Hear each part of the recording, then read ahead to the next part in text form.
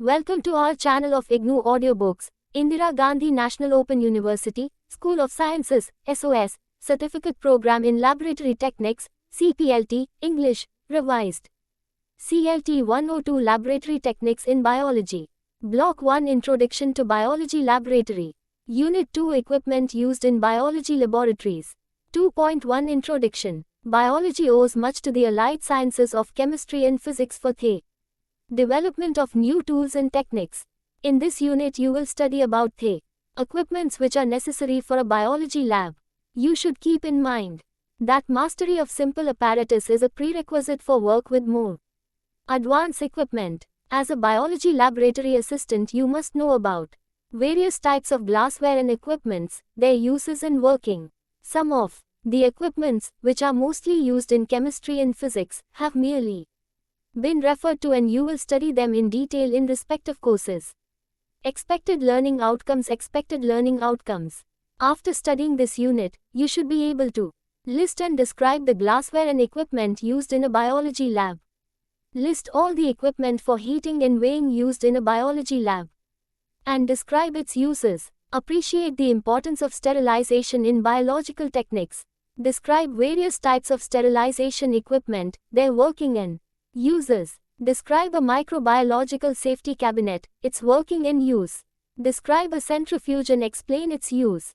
State the use of a colorimeter. Recognize the distillation apparatus. Make a list of different type of microscopes and state the operation and use of an incubator. 2.2 Glassware. When you work in the lab you should know the names of various apparatus, their working, uses and maintenance. In this unit we are going to divide the types of apparatus into two categories. 1. Glassware. 2. Equipments. Glassware for biology lab. Scientific equipments made of glass are generally known as glassware. We will try to give some information about glasswares which are more important for biology lab so you are acquainted with them well. 1. Bell jars. A bell jar is a glass jar, similar in shape to a bell, and can be manufactured from a variety of glass material. In biology lab, bell jars are often used as display cases or transparent dust covers. It needs a ground glass stopper or plate which should be highly greased so it can become airtight.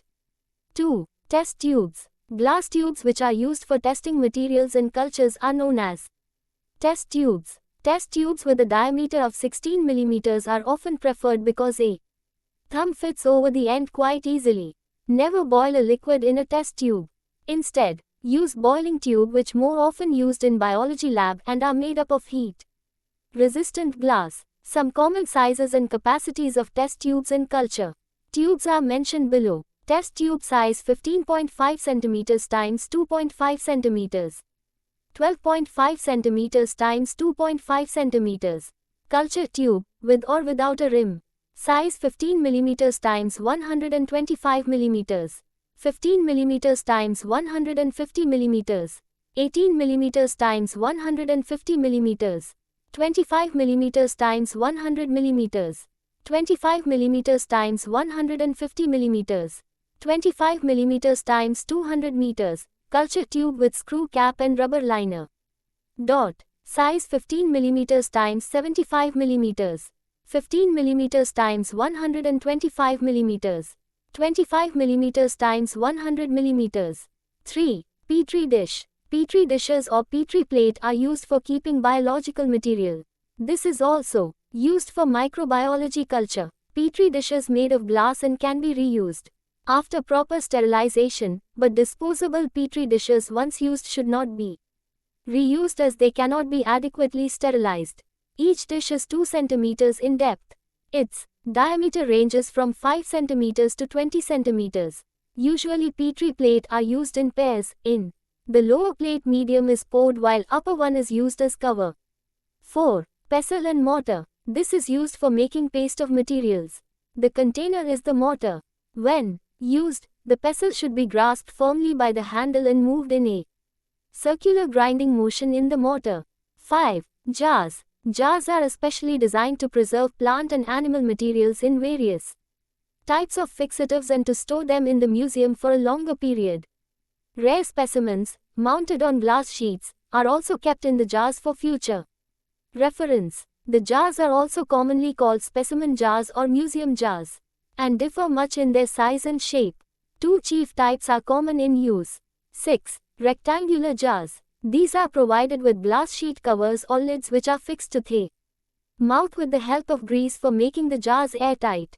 Rectangular jars are available in these sizes: 15 cm x 10 cm x 5 cm to 30 cm x 17 cm x 9 cm.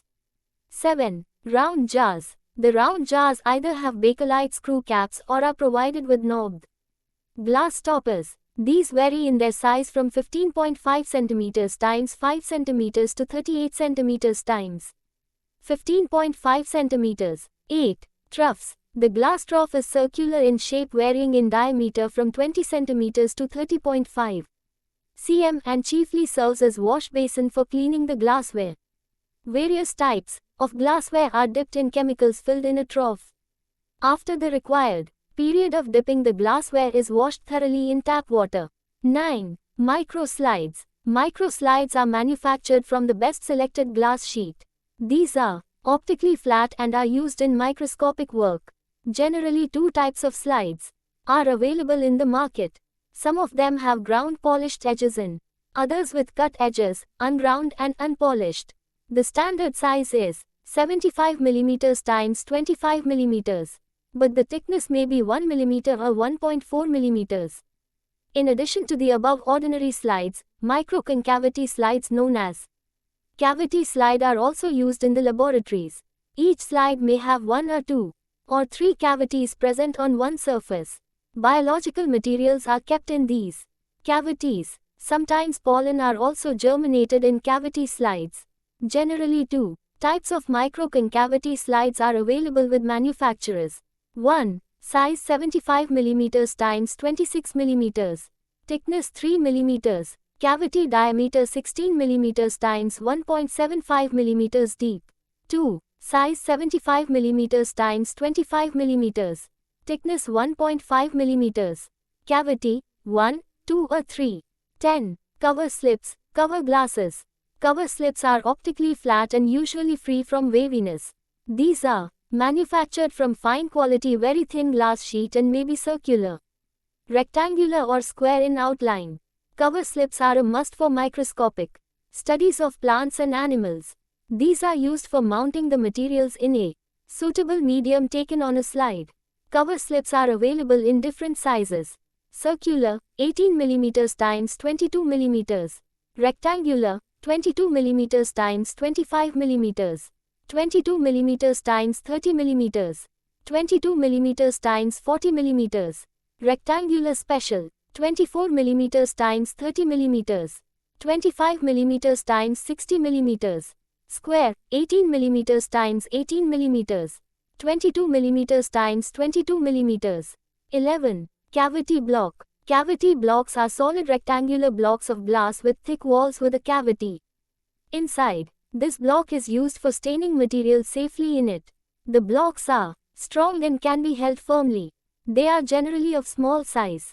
12. Vessels designed for staining. The vessels originally designed for staining are known as Copeland jars and are vertically standing glass vessels which have ridges down the insides to accommodate slides placed in them lengthwise. For the staining of many slides at a time, another vessel may be used called a staining trough. This is a rectangular glass box which is fitted with ridges to accommodate slides lying lengthwise, with the fluid just covering the slide's width. It is, however, more likely that you will be using vessels of a non-specific kind, in which you will only be able to deal with 1 or 2 slides at a time. 13. Staining bottles. Stains are kept in staining bottles, which can be with a lid or with a dropping stopper. The bottles with the droppers are more useful since a small quantity of the stain can be dropped directly on the material. The stain can also be taken out with droppers. 14. Washing bottles. Staining rack is incomplete without washing bottle. The stained materials are washed with the help of washing bottle. The weak acid and alkali solutions are kept in washing bottle. Cleaning of glassware. Though glassware breaks easily, even then they are generally used in labs. Glass is a unique material and relatively inert and transparent. It can withstand a certain amount of heat and can be easily cleaned. The borosilicate glass can be heated up to about 500 C. The glassware must be thoroughly cleaned before using. Several chemicals, in the form of solutions, are employed for cleaning glassware. Cleaning of glass. For cleaning of glassware is done by acid cleaner, which is made in the lab by following method. 30 grams sodium or potassium dichromate is dissolved in 100 milliliters water. It is made up to a liter by adding concentrated sulfuric acid. The mixture is simultaneously cooled while adding sulfuric acid because much heat is produced during the process. The acid must always be added to water gradually. This mixture should always be prepared in a Pyrex glass vessel, because ordinary glassware may break when heat is produced. The glassware to be cleaned is first soaked in a freshly prepared acid cleaner for some time. Later the cleaner is drained from the glassware. Then the glassware are washed for at least 10 to 12 times with tap water and then rinsed twice with distilled water. Finally, the cleaned glassware is kept for drying. Caution: handling of acids and caustic solutions should be done with utmost care. If the skin gets splashed with acid or caustic, it should be immediately washed with sufficient amount of water and then neutralized with 2% solution of neutralizer. In case of injury due to acid, 20% of sodium carbonate solution is applied to the affected part. When injury is due to caustic solutions, spillage is neutralized with 20% acetic acid solutions. Commercially manufactured cleanser can also be used in laboratories. 2.3 Equipment for heating.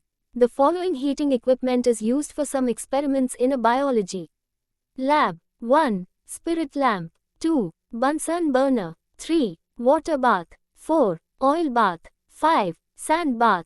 6. Hot plate. 7. Heating mantle. 8. Heating block. 9. Immersion heater. The most common of these equipments in a biology lab is a spirit lamp. The heating of slides, solution and stain is done on a spirit lamp. This lamp is very handy and easy to use. The instruments listed above from 2 to 9 will be studied in the chemistry course. CLT 103, Unit 1, Introducing Scientific Apparatus in Chemistry course. 2.4 Equipment for weighing. Weighing is an important process in scientific work. Some experiments need rough weighing for a general purpose and some need weighing very accurately. Thus the balances are of many types, such as 1. Pan balance. 2. Mechanical balance. 3. Mechanical analytical balance. 4. Electronic balance. You will study all mechanical analytical balance and electronic balance in Unit 2 of Chemistry course CLT 103, Measurement and Measuring Devices in detail. In this section you will also study their installation, care and uses. 2.5 Equipment for sterilization. Sterilization means making any material or object free from all forms of life and other biological agent. Maximum care should be taken in sterilizing the media, glassware and other accessories for scientific work. The following methods are used for sterilization by heat. 1. Sterilization by heat. A. Wet heat sterilization. B. Dry heat sterilization. 2. Sterilization by filtration. 3. Sterilization by chemical action. 4. Sterilization by ultraviolet rays, radiations. 1. Sterilization by heat. A. Wet heat sterilization. The principle of wet heat sterilization is mainly based on the holding periods at a particular range of temperature for warming up and cooling down. At high temperature, the activity of cytoplasm ceases, thus killing the organisms. All the instruments such as inoculation needles, scalpels, culture tubes, slides, petri dishes, syringes, etc. are kept in a container filled with distilled water.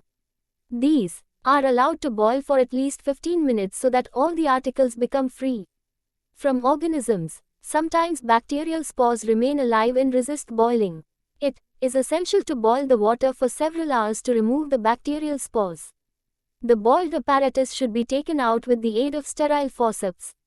If the articles are not to be used immediately, these should be stored in a sterile container. A device for sterilization by steam in a steamer was suggested by Koch.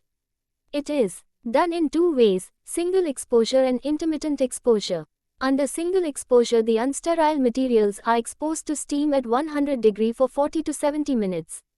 This much of exposure is sufficient to kill a majority of organisms except thermophilic bacteria, which normally grow above 50 degrees Celsius. During intermittent exposure, the unsterile material are exposed to steam for 3 successive days. The temperature on each day is maintained at 100 degrees Celsius for duration of 20 to 30 minutes. The basic principle underlying this device is simple. On the first day of steaming, vegetative parts of organisms are destroyed but not the spores.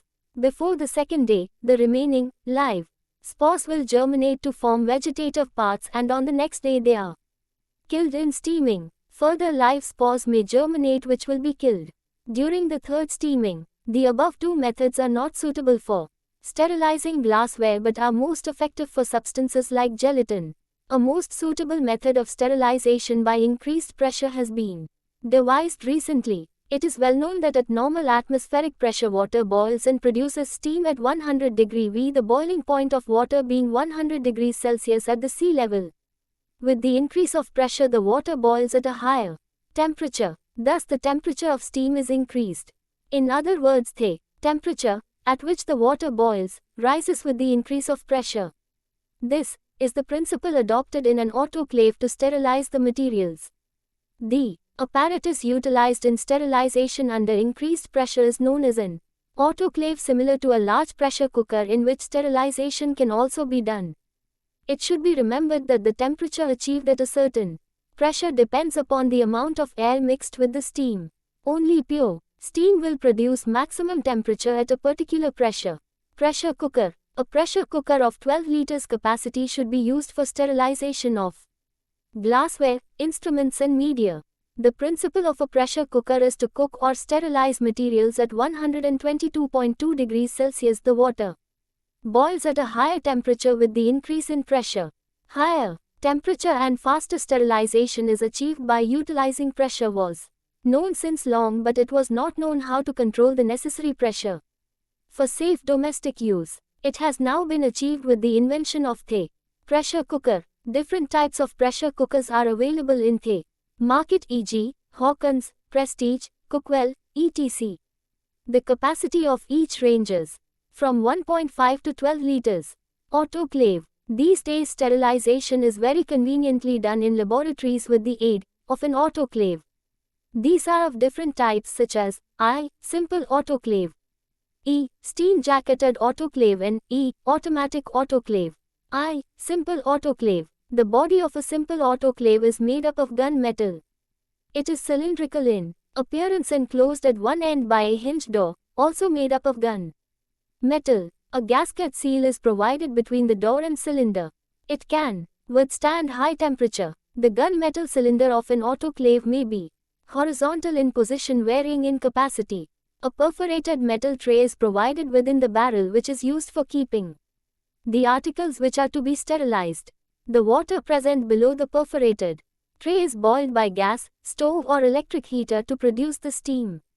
A pressure gauge is also provided which tells the pressure in pounds, 1 per square centimeter. Above atmospheric pressure, there is an outlet for steam operated by a tap. There is a safety valve which is regulated beforehand for any required and safe needed for general autoclaving. E. Steam-jacketed autoclave. This is a modified form of simple autoclave. In a simple autoclave, much of the heat is wasted from the surface of the barrel. To check this, a steam jacket is provided around the barrel in large autoclaves. The steam is filled in this jacket, which is at the same temperature and pressure as that of steam inside the barrel. It is operated by steam produced outside the autoclave. A condensation trap is fitted to steam lines for collecting condensed steam. Due to this arrangement, water logging does not occur in the steam and cotton wool plugs get prevented from being soaked, thus cutting down the chances of contamination by bacteria. B. Dry heat sterilization. Dry heat sterilization is done by flaming the articles or keeping some of them inside the oven. The inoculating needle, points of forceps, scalpels and other articles are dipped in absolute alcohol and flamed with burner or spirit lamp to make them sterile. The slides are wiped with cotton wool soaked in absolute alcohol and passed into the flame. The neck and mouth of specimen tubes. Flasks and culture tubes are also passed through a flame till they become sterilized. The above process of sterilizing the article with a flame is called flaming. Another method of dry heat sterilization is to keep thoroughly washed and dried glassware, such as petri dishes, beakers, flasks, specimen tubes, etc., packed within a box provided with a lid, inside a thermostatically controlled electric oven. The specimen tubes, flasks and bottles should be plugged with cotton wool before keeping them in an oven for sterilization. Hot air oven. A wider application of dry heat is the hot air oven, Fig. 2.17, in which electrically heated air is blown over the articles to be sterilized.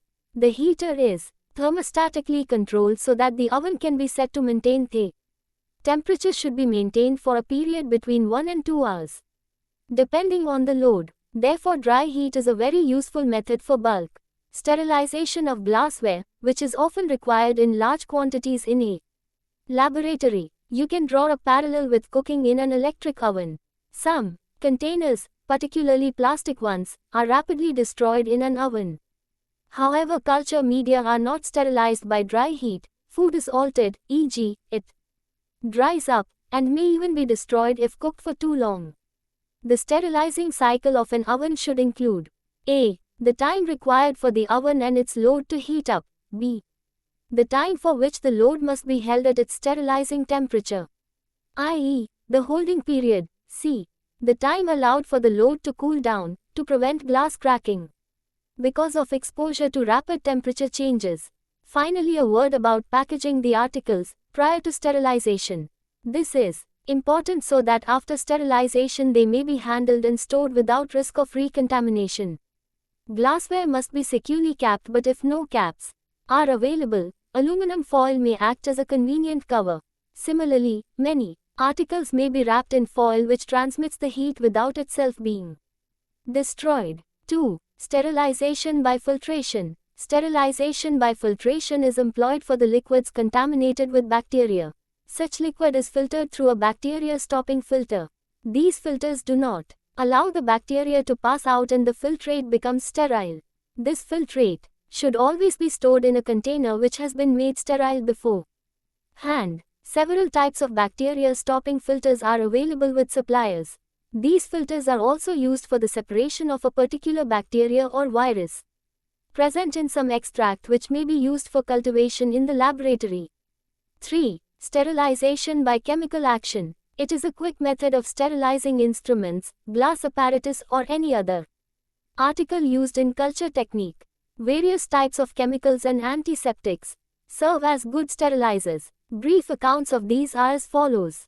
95% alcohol is used for dipping scalpels and inoculation needles, and later the alcohol is flamed. 0.1% mercuric chloride is used for disinfecting herbarium specimens from microbial attack.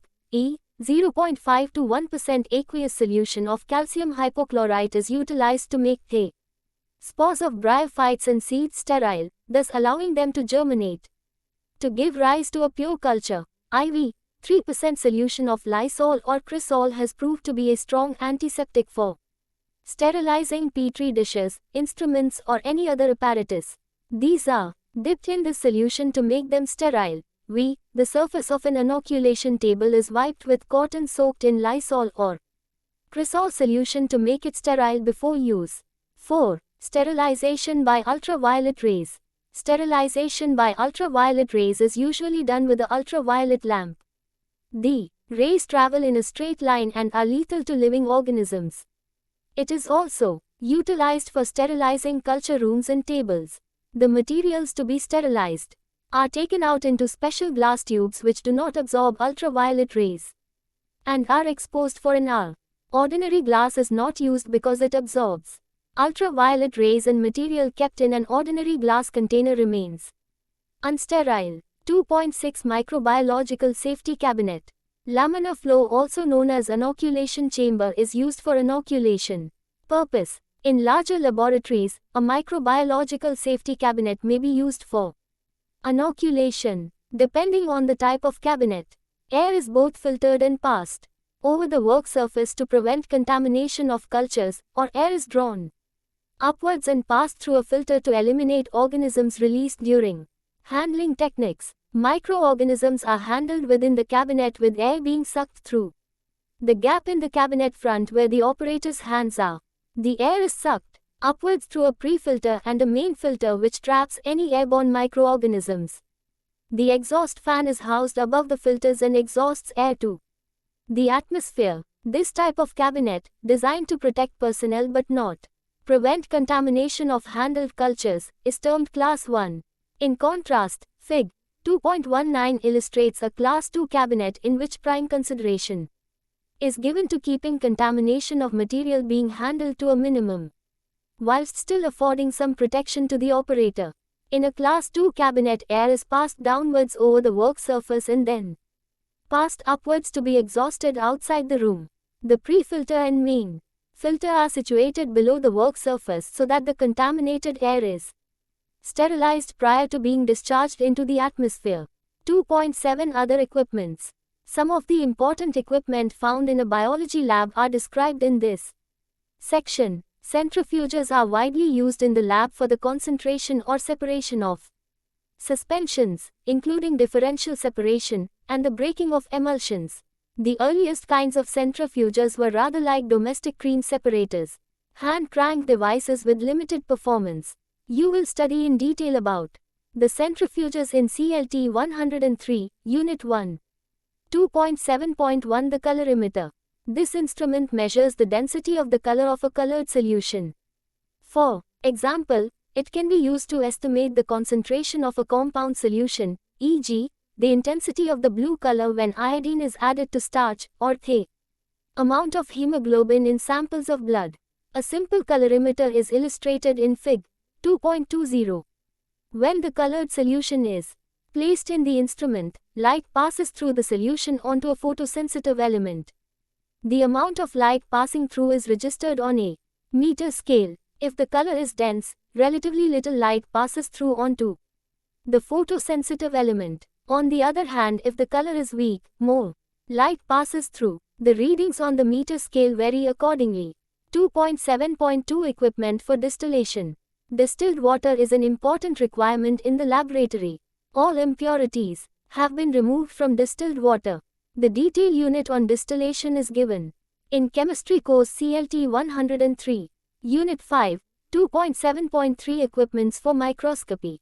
Various types of microscopes are used in studying the various structure and activities inside a cell. These are I. Simple microscope, E. Compound microscope, E. Phase contrast microscope, IV. Electron microscope, V. Scanning electron microscope, same. You will be concerned only with the dissection studies compound microscopes in your labs, hence these will be discussed in detail in the next unit, Unit 3, of this course. 2.8 Incubator. Incubator is an appliance which maintains the desired temperature inside it. An incubator is a box or container with insulated walls and a door fitted with a latch to close the door firmly. There is a hole in the center of its roof for insertion of a thermometer to read the temperature of inside chamber. Its base contains an electrical heating unit. On the front of the base on one side is a knob which can switch on or off the instrument. On the back is fitted a thermostat to regulate the desired temperature. In the center of the front door, besides the knob, a bulb is fitted to indicate whether the instrument is off or on. The internal chamber is provided with one or more shelves. Uses. The incubator is used for the following. I. To keep section cutting material embedded in paraffin wax at 50 degrees Celsius. 55 degrees Celsius. E. To keep cuttings at a given temperature. E. To incubate eggs. 2.9 Summary. In this unit you have studied about several types of glassware and their uses in a biology lab. Different types of equipment which are used in a biological lab. Various types of heating apparatus. Simple autoclave, pressure cooker, steam-jacketed autoclave, their working and the precautions which should be taken when they are used. Microbiological safety cabinet used in microbiological inoculation protects the operator and the environment from exposure to pathogenic microorganisms. Different types of microscopes used in a biology lab. Incubator, a chamber with a thermostat which is used for incubating eggs. And for wax embedding of biological material used in section cutting. Thank you for watching. We will see you in the next video, with next chapter.